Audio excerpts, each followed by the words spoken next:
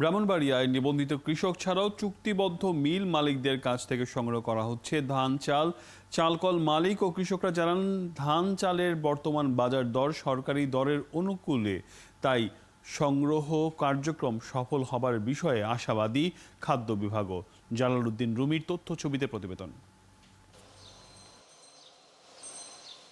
সরকারিভাবে বছরে ২ বার ধান ও চাল সংগ্রহ করা হয়, একটি বোরো, অপরটি আমন মৌসুমে। চলতি মৌসুমে ব্রাহ্মণবাড়িয়ায় চাল সংগ্রহের লক্ষ্যমাত্রা ধরা হয়েছে ৬১,৮৬৯ মেট্রিক টন। ধান সংগ্রহের লক্ষ্যমাত্রা ১১,৮৫৮ মেট্রিক টন। মিলের বরাদ্দ আসছে ২,০৫৬ টন। এর মধ্যে আমাদেরকে দিয়েছি ১৭৫ টন মতো আমাদের গুদামে সংগ্রহ করেছি। সরকার যে ধানের নির্দেশ দিছে, কেসাবার থেকে ৮০ টাকা বেশি দিছে। আমরা মার্কেটে এখন ধান কম আছে, কিন্তু কখন আমরা ধান সন্তর্কভাবে দিতে পারতাছি। মিল মালিক ও কৃষকরা জানান, সরকার নির্ধারিত দামে ১০টি সরকারি খাদ্য গুদামে চাল ও ধান তারা সরবরাহ করছেন। তবে বাজারে দাম বেশি হলে সরকারি গুদামে তারা চাল দেবেন না। বাজারে এখন পর্যন্ত অনুকূলই আছে। এই অবস্থা থাকলে আমরা নির্দিষ্ট সময়ের ভিতরে আমাদের বরাদ্দকৃত চাল গুদামে সরবরাহ করতে পারি। এবছর তো ইনশাল্লাহ গত বছর হচ্ছে বা সর্বোচ্চ রেট এবছর ১২৮০ টাকা মন। আমরা যে কৃষক কত কষ্ট করে ধান করি, করার পরে দেখা যায় ন্যায্য মূল্য পাই না। জেলায় এখন পর্যন্ত চাল সংগ্রহ হয়েছে ৭,২০০ মেট্রিক টন আর ধান সংগ্রহ হয়েছে ৭০৫ মেট্রিক টন। সরকার নির্ধারিত মূল্যে ধান চাল সংগ্রহ কার্যক্রম শতভাগ সফল হবার আশা খাদ্য বিভাগের এই কর্মকর্তার। উপসহকারী কৃষি কর্মকর্তা যারা রয়েছেন তারাও কৃষকদের এটা জানিয়েছেন এবং আশা করি সকলেই অবগত আছেন এবং আমরা পরিপূর্ণ ধান সংগ্রহ করতে পারব। ৭ই মে থেকে শুরু হওয়া এই অভিযান চলবে ৩১শে আগস্ট পর্যন্ত। এবার ম্যানুয়াল পদ্ধতি ছাড়াও কৃষকের অ্যাপ ও লটারির মাধ্যমে ১৬৭টি কল থেকে চাল ও ধান সংগ্রহ করা হবে। বনশ্রী হালদার, ৭১। সাধারণত আমন ও বোরো এই দুই মৌসুমে সরকারিভাবে ধান চাল সংগ্রহ করে খাদ্য মন্ত্রণালয়। চলতি বছরের এরই মধ্যে সরকারিভাবে বোরো মৌসুমের ধান চাল সংগ্রহ অভিযান শুরু হয়েছে। তবে অভিযোগ উঠেছে সমন্বয়হীনতা ও কাজের গতি না থাকায়। কৃষি কার্ড থাকার পরেও কৃষকরা সরকারের কাছ থেকে ধান চাল বিক্রি করতে পারছেন না। সরকারের পক্ষ থেকে কেউ তাদের সঙ্গে যোগাযোগও করেননি। উল্টো সরকারি কর্মকর্তাদের সমন্বয়হীনতার কারণে অনেক পাইকার ও মধ্যস্বত্বভোগী সরকার নির্ধারিত দামের চেয়ে কম টাকায় কৃষকের কাছ থেকে ধান চাল কিনে নিচ্ছেন। ধান চাল সংগ্রহে এই সব অনিয়ম থেকে রক্ষা পেতে করণীয় কি, এইটি জানতে আমাদের সাথে যুক্ত করে নিচ্ছি বাংলাদেশ শেরেবাংলা কৃষি বিশ্ববিদ্যালয়ের অধ্যাপক ও কৃষি খাত বিশেষজ্ঞ ডক্টর পরিমল কান্তি বিশ্বাস এবং কৃষি খাত বিশ্লেষক এবং বাজার বিশ্লেষক রেজাউল করিম সিদ্দিক। দুজনকে স্বাগত জানাচ্ছি। দেখছিলাম প্রতিবেদন, আমরা জানি যে আসলে ধান চাল সংগ্রহ নিয়ে কিছুটা অনিয়ম প্রতি বছরই অভিযোগ থাকে নানা জায়গায় খণ্ড খণ্ডভাবে। এই বছরও কিছু জায়গা থেকে এসেছে। এইসব অনিয়ম নিয়ে আসলে করণীয় কি, রেজাউল করিম আপনার কাছে আসতে চাই প্রথমে। ধন্যবাদ আপনাকে আমাকে প্রশ্ন করবার জন্য। এটা ঠিক যে প্রতি বছর যখন নাকি বাজারে ধান ওঠে এবং সেই ধান যখন সরকারের ক্রয়ের একটা প্রসঙ্গ চলে আসে, সবসময় বলা হয় যে সরকারের কাছে কৃষকরা ধান বিক্রি করতে পারছেন না, এবং সবসময় একথা বলা হয় যে কৃষকরা সরকারের কাছে ধান বিক্রি করতে পারছেন না বলেই বেসরকারি জায়গাগুলোতে তারা তুলনামূলকভাবে কম দামে ধান বিক্রি করতে বাধ্য হচ্ছে। এই অভিযোগটি বা এই অনুযোগটি একেবারেই সত্য।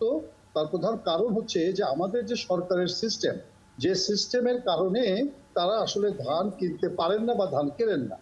কারণ ধানের ভেতর যে পরিমাণ আর্দ্রতা দরকার, যে সমস্ত কন্ডিশন বা প্রিকন্ডিশন গুলো তারা আরোপ করেন, অনেক সাধারণ কৃষকের পক্ষেই কিন্তু সেই প্রিকন্ডিশন বা কন্ডিশন গুলোকে মানা সম্ভব হয় না।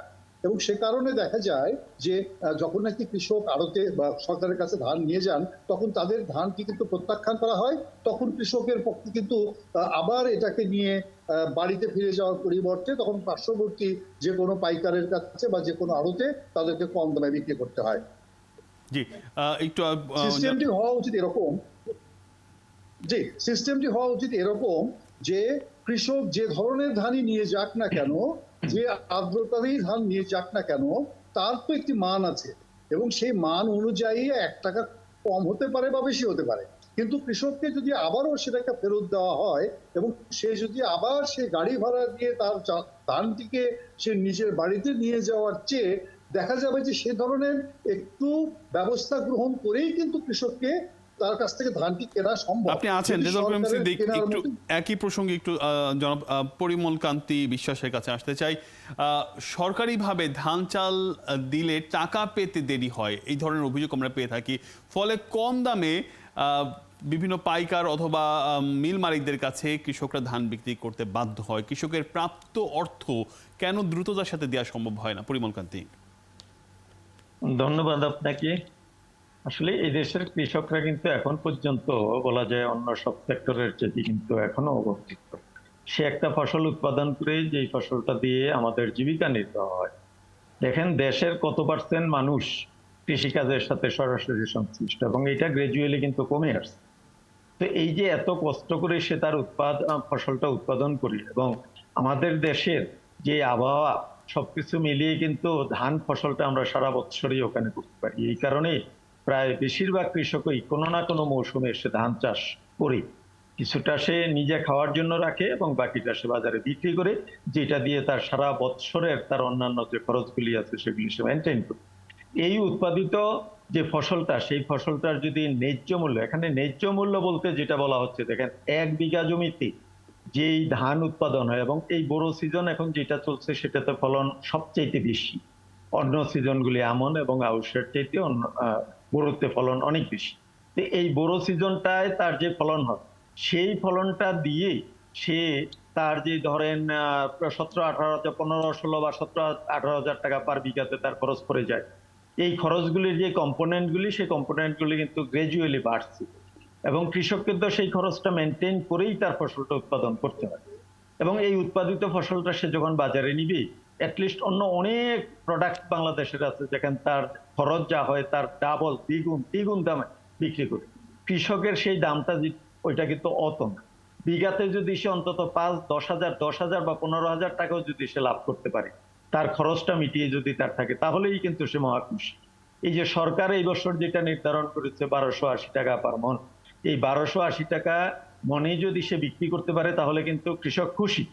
উৎপাদিত যেই ফসল হচ্ছে এই বড় সিজনে প্রায় 2 কোটি মেট্রিক টন চাউল উৎপাদিত হচ্ছে।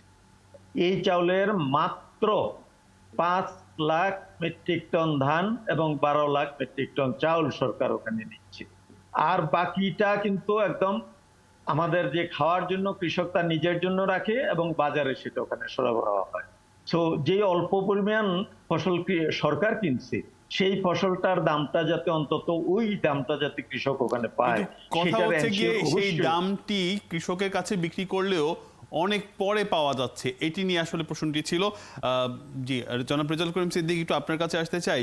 এবছর ফসলের উৎপাদন খুবই ভালো হয়েছে, বিশেষ করে দেশের খাদ্য সংকট দূর করতে এটি সক্ষম। যেই কৃষক দেশের খাদ্য সংকট দূর করতে আমাদের কাজে আসছে, মানে আমাদের জন্য কাজ করছে, সেই কৃষকের আর্থিক সংকট দূর করতে আমাদের করণীয় কি? ধন্যবাদ।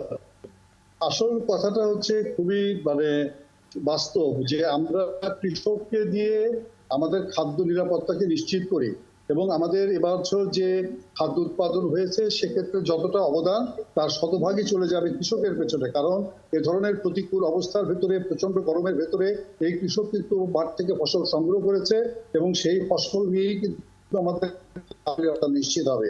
কিন্তু মুশকিল হচ্ছে এই কৃষককে আমরা তার ফসলের ন্যায্য মূল্য দিতে পারি না। আর সেটা যদি দিতে না পারি, তাকে যদি আমি উদ্যোক্তায় পরিণত করতে না পারি, তাহলে আসলেই আমাদের এই খাদ্য নিরাপত্তা ভবিষ্যতে কতখানি নিশ্চিত হবে এটা বলা মুশকিল। কৃষকের আর্থিক সংকট দূর করতে গেলে প্রথমত তার ফসলের ন্যায্য মূল্য দিতে হবে, লাভজনক মূল্য দিতে হবে। লাভজনক মূল্য বলতে উৎপাদন খরচের পরে তার অন্ততপক্ষে 20% 30% তার প্রফিট থাকা দরকার। হচ্ছে 1 নাম্বার। 2 নম্বর হচ্ছে তার ইনপুটগুলো, উপকরণগুলো সস্তায় পেতে হবে, উপযুক্ত মূল্যে পেতে হবে। কেউ যেন এই জায়গায় কোনো রকমের সিন্ডিকেট করে তাকে দিয়ে বেশি দামে জিনিস কিনাতে বাধ্য না করে, এই অবস্থার ব্যবস্থা করতে হবে। আর একটা হচ্ছে যে কৃষি ঋণ বা অন্যান্য যে সমস্ত আর্থিক প্রণোদনা, সেইটি কৃষককে দিতে হবে অতি সহজে, যাতে কৃষক তার ক্যাপিটালকে বিনিয়োগ করে একটা লাভজনক অবস্থায় যেতে পারে। আমরা কৃষককে কোনো রকমের সক্ষমতা তৈরি করে দিচ্ছি না, অথচ তার কাছ থেকে আমি খাদ্য নিরাপত্তা নিশ্চিত করার জন্য সমস্ত কিছুই চাইছি। তাকে আমরা হাত পা বেঁধে অনেকটা মাঝনদীতে ফেলে দিচ্ছি এবং বলছি যে তুমি সাঁতার পেড়ে আমার কাছে চলে আসো। আসলে এভাবে হয় না। একটু পরিমল কান্তি বিশ্বাসের কাছে আসতে চাই, আসতে চাই। আমরা এই তো শুনলাম আসলে কৃষকের ন্যায্য পাওনা বিভিন্ন কিছু নিয়ে, তার বাইরে অনেক সময় দেখা যায় যে বিভিন্ন উপজেলায় কৃষক সেজে ধান সংগ্রহ অভিযানে নেমেছেন মধ্যস্বত্বভোগী। এই যে মানে সঠিক কৃষককে আসলে তার পাওনা না দিয়ে এইখানে কিছুটা আমাদের অনিয়ম কাজ করছে এবং এটি নিয়ে কোনো মনিটরিংও হচ্ছে না, এগুলো নিয়ন্ত্রণ করার কোনো উপায় কি আপনার কাছে আছে? ধন্যবাদ। আবারও আমি রেজাউল করিম সাহেবের সাথে একদম একমত যে এটা আসলে অত্যন্ত দুঃখজনক। দেখেন, এখন কিন্তু আমরা এই আগের 10-15 বা 20 বছর আগের যে কৃষি, সেই কৃষির যে অবস্থা, সেই অবস্থা কিন্তু এখন আমরা নাই, এটা আমাদেরকে স্বীকার করতে হবে। আমাদের প্রত্যেকটা উপজেলায় যে কৃষি অফিস আছে, সেই কৃষি অফিস অনেক বেশি এবং কৃষকদের সাথে তাদের সংশ্লিষ্টতা এখন অনেক বেশি। সেই কারণেই এই যে আর ধরেন একদম ইনসিগনিফিক্যান্ট পার্সেন্ট যদি হয় সেরকম ভুয়া কৃষক সেজে, সেইটার পরিমাণটা যদি সিগনিফিক্যান্ট হয় তখন ডেফিনেটলি আমার কৃষি বিভাগ সেখানে সচেষ্ট হওয়া উচিত। কিন্তু আমার বিশ্বাস যে সিস্টেমে সেই কৃষকদের নির্ধারণ করা হয় কার কাছ থেকে কিনবি, সেখানে কিন্তু সেটার পরিমাণ অনেক কম হওয়ার কথা। এখন এই ব্যাপারটাতে যদি কৃষি বিভাগ সংশ্লিষ্ট হয়, একেবারেই এটা দূরীভূত করা সম্ভব। আর বাকি যেটা হলো সেটা হ্যাঁ ঠিক আছে, অবশ্যই দুইটা সাইড আছে। কৃষক উৎপাদন করবে, তার একটা উৎপাদন খরচ পড়বে এবং সে বিক্রি করবে এবং তার বিক্রিত মূল্যটা হবে, এই দুইটা মাইনাস করেই তার লাভ বা লোকসানটা নির্ধারিত হবে। উৎপাদন খরচটা যেটা, সেটার মধ্যে সবচেয়ে বেশি খরচ যেটা হয় উৎপাদন খরচ, সেটা হলো তার একদম এখন ধরেন লেবার প্রাইস, যেটা প্রায় অনেক টাকা খরচ পড়ে যায় এখন। সেটার জন্য আমাদের যে উন্নত যে প্রযুক্তিগুলি ব্যবহৃত হয়েছে এবং সরকার কিন্তু ওখানে ভর্তুকি দিয়ে সেই প্রযুক্তিগুলি, ধরেন ধানের চারা রোপণ করার জন্য যন্ত্র ওখানে অ্যাভেলেবেল আমাদের দেশে আছে, তারপরে ধান কাটার জন্য সেই যন্ত্র আছে এবং ভর্তুকি মূল্যে সেগুলি পাওয়া যাচ্ছে। ইন্ডিভিজুয়াল কৃষক ওখানে না কিনে যদি সমবায় করে ওখানে কৃষকরা সেটা কিনে এবং তারা যদি সেটা মেনটেন করে, তাহলে এইটা দিয়েই কিন্তু তারা অন্তত মেনটেনেন্স কষ্ট ওখানে তারা ওখান থেকে কষ্টটা কিছুটা কমে আসবে। একটু রেজাল্ট করিম সবশেষ ছোট করে একটু বলবেন আসলে যেখানে আসলে এই সরকারি লাভবান হবে যদি সুষ্ঠুভাবে এটি বাস্তবায়ন হয়, বিশেষ করে ধান চাল সংগ্রহ, সেখানে ঘাটতি কেন থাকছে, আসলে করণীয় কি ছোট্ট করে? প্রথমত হচ্ছে যে আসলে লাভ তো আমরা সকলেই হব, আমাদের সরকারও লাভবান হবে, আমাদের কৃষকও লাভবান হবে। মুশকিলটা হচ্ছে আমরা সকলে ব্যক্তি লাভের দিকটাকে বেশি করে খুঁজি। বিশেষ করে যারা এটার পেছনে জড়িত আছেন তারা চান যে তারা নিজেরা কত বেশি লাভবান হতে পারেন সামষ্টিক মুনাফার চেয়ে। আমরা সামষ্টিক মুনাফার দিকে আমাদের দৃষ্টিটা দেওয়া উচিত, যেটি আমাদের মানে নিশ্চয়ই সরকারি কর্মকর্তারা কাজ করছেন, তাদের আরো এই জায়গায় সচেষ্ট হওয়া উচিত এবং যে সমস্ত পক্ষগুলো আছে তারা পক্ষগুলোকে সকলের জন্যই একটা উইন উইন সিচুয়েশন তৈরি করবেন, যাতে আমিও লাভবান হতে পারি, তাকেও লাভবান হতে পারি। আমাদের সকলেরই কিন্তু একটা চেষ্টা থাকে অপরকে টেক্কা দিয়ে নিজে কিভাবে বড় হব। আসলে অপরকে টেক্কা দিয়ে নিজে বড় হওয়া যায় না, বরং নিজেও কিন্তু একটা খারাপ পজিশনে চলে যেতে হয়। অতএব আমাদের উচিত হবে সকলকে সাথে করে নিয়ে মিলিতভাবে একসাথে, যে ডক্টর পরিমল বললেন আপনি সামষ্টিক লাভের কথা বলছেন, আসলে যদি এই সামষ্টিক লাভের কথা সত্যি ভাবা হতো, কৃষকও যেমন উপকৃত হতো, দেশের মানুষ উপকৃত হতো। অনেক ধন্যবাদ আপনার দুজনকে, জনাব পরিমল কান্তি বিশ্বাস এবং রেজাউল করিম, আমাদের সময় দেওয়ার জন্য।